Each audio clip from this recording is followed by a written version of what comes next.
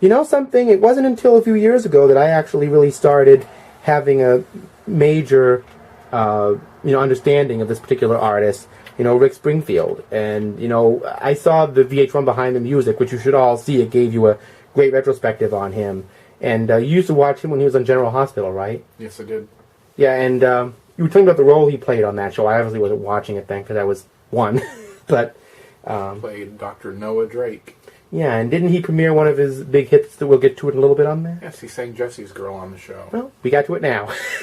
Anyway, but we all know Jesse's Girl out there, so that was a big thing for him. But he started way back. He was an Australian native, and this was his first album from 1972. I do not know where you ever got this. I got this at a yard sale many years ago. Yeah, I don't know if this did anything outside Australia for him, but you can see he was... This had Speak to the Sky, which was a reasonable hit here. So, yeah, okay, so he did okay, I guess, at first. I guess you could say probably sort of a teen pop star. A little rougher maybe than David Cassidy, but kind of in that vein probably. From seeing VH1 Behind the Music, I don't know if the... by the way, I don't know if the label's anything, just the capital label of the time with a little purple target.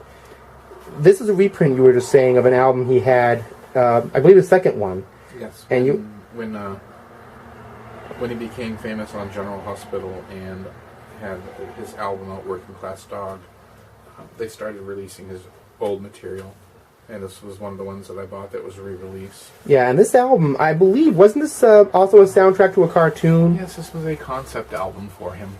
Yeah, and there's a Behind the Music thing talked about a cartoon you can actually get, I don't know if it's on YouTube, from this period of his career. I don't know if that album originally had any hits on it, but... I don't believe there were any hits on this, no. At least not in this country, but I think, as you can see, yeah, it's an early 80s Columbia. So this is probably around 82 reissue, would you say? Yes. Yeah, I just got a hold of this one, too. This is circulating around a lot lately. The soundtrack to the movie Hard to Hold, which is actually not easy movie to find these days, but this is predominantly Rick Springfield, although Nona Hendrix, Peter Gabriel, and Graham Parker performed on it, and he did a duet with Randy Crawford on this as well, Taxi Driving, and there's an instrumental, too, so... This movie was not panned very well. It didn't do very well, which is a shame. I always thought it was a reasonable movie. It's one of my movies that I actually enjoy to watch. I've watched it many times. Yeah, I was talking about that in Electric Dreams. There's some 80s movies that really need a DVD release. Some of the music ones especially. But, if this was 83 or something like that, he was major at that point, if I remember. Musically, he was at a major point.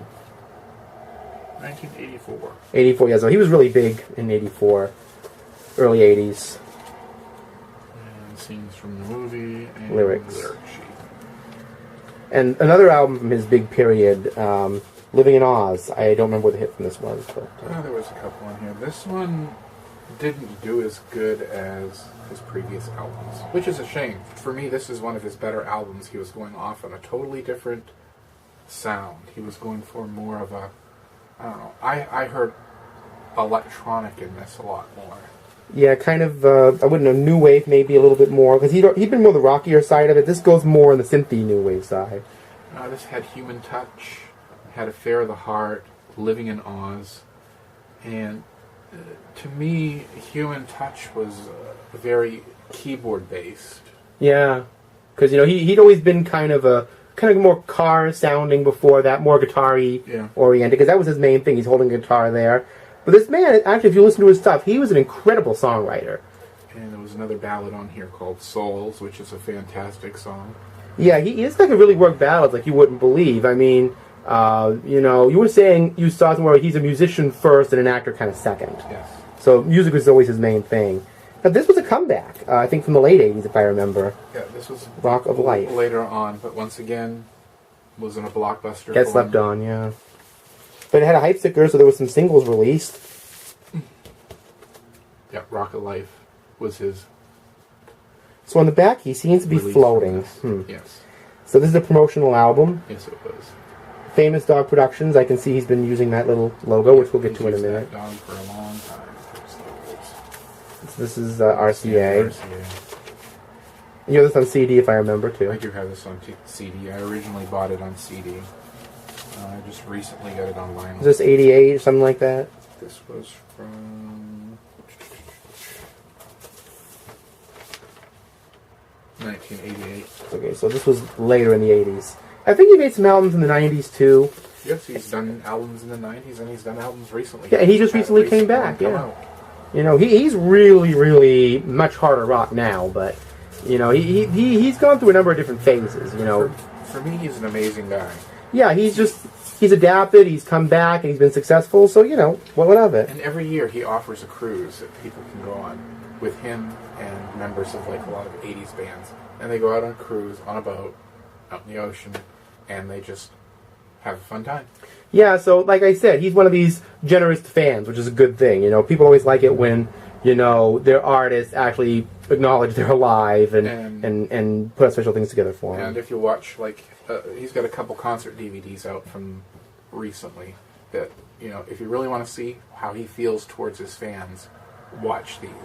Because he is about his fans. Yeah, because, you know, a lot of people, they'll say, oh, you're the best city and all the cliches, but Rick Springfield is one of these guys, I've watched these, he'll make you feel like he's singing to you when you're alone. He has that whole thing. Yeah, and he'll go out and sing directly to a person, or he'll bring somebody up on stage and he'll sing to them. Yeah, kind of like a little bit of Bruce Springsteen is that way. He brings people into it, so, you know, he has that kind of vibe to him.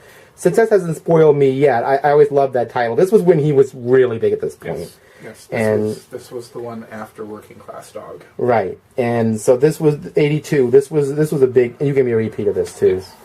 So, yeah, this was part of his big successes. Don't Talk to Strangers is here. So you know this is again on April 24th, 1981. If I recall, there's a bit of history to that song.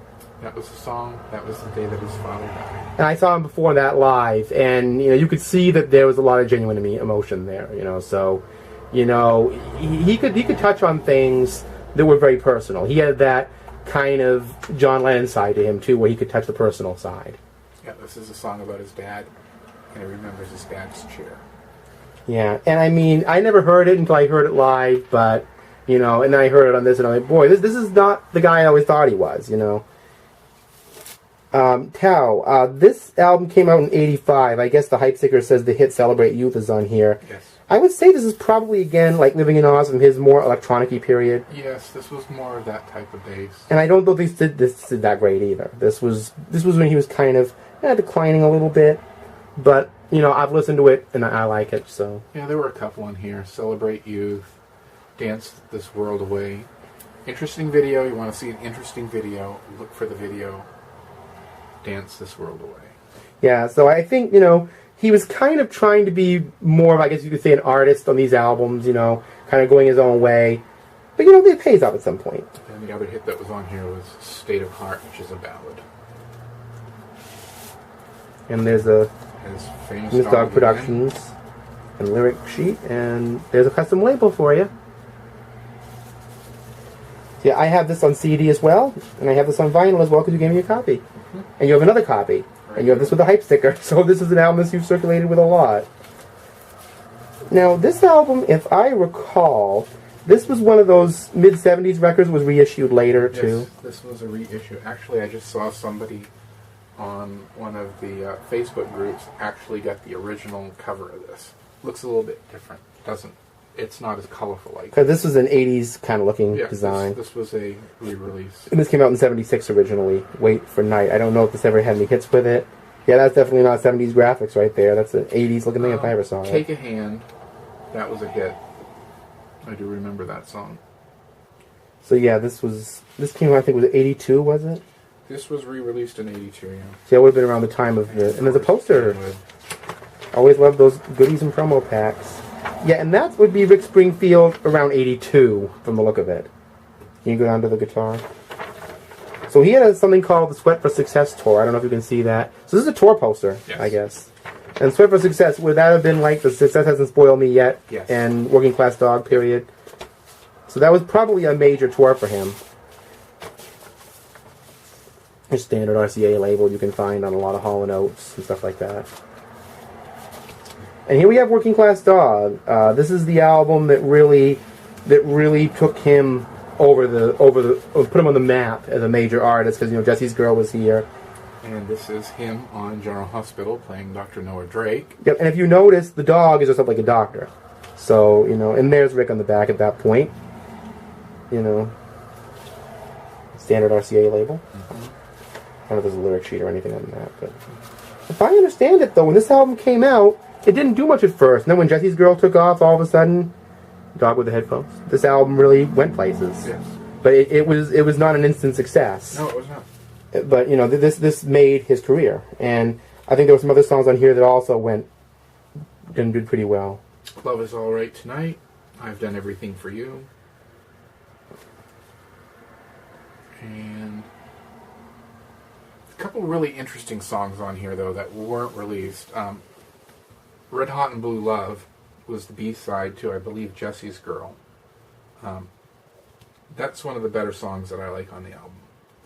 Very bluesy, it was just... Yeah, that's that bluesy one. Yeah, I remember hearing that one, yeah. Actually, this album, I really liked a lot of things on here.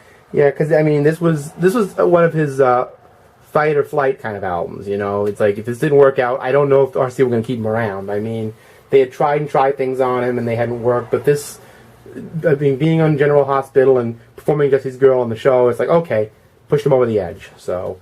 that little bit of TV experience probably helped with him. Not every artist can actually do it that way. Because he was a musician first, like Scott was saying. He's a musician first. So there's our Rick Springfield. Scott's Rick Springfield, rather. And I'm sure there's some 12-inchers and some other albums of Rick's that could be included in here. But this is really all the important stuff. And like the comic book heroes thing, even in the 80s, I'm sure that's kind of a grail. I don't see that around ever. But there we have it. Actually, Dawn has the Australian release of that I may have to pick up. Yeah, and there's an 80s album, too. There's a reddish cover. I don't remember what, it's like a compilation or some rarity stuff they put out. The one with Bruce on it. Yes. Yeah. Beautiful Feelings is the name of it. They kept reissuing stuff when he got big. They kept kind of cashing in on how big. The Bee Gees kind of had that happen, too, didn't they? There were a lot of cash-ins when Saturday Night Fever came out and they got big. They put out all these old stuff. And yeah, the song Bruce on Beautiful Feelings, interesting song, because Springfield, a lot of times people thought he was Bruce Springsteen. Yeah, and I think again with that relationship with his audience being so intimate, people thought of him as a younger Bruce Springsteen. And so he wrote a song called Bruce, explaining that he is not Bruce Springsteen. Which is good. It says, don't compare me, I'm my own guy. And to be honest, when I listen to them, they don't sound anything alike. But, obviously with that similarity and approach, But anyway, that's Rick Springfield. Enjoy your music, and I'll see you next time. Peace.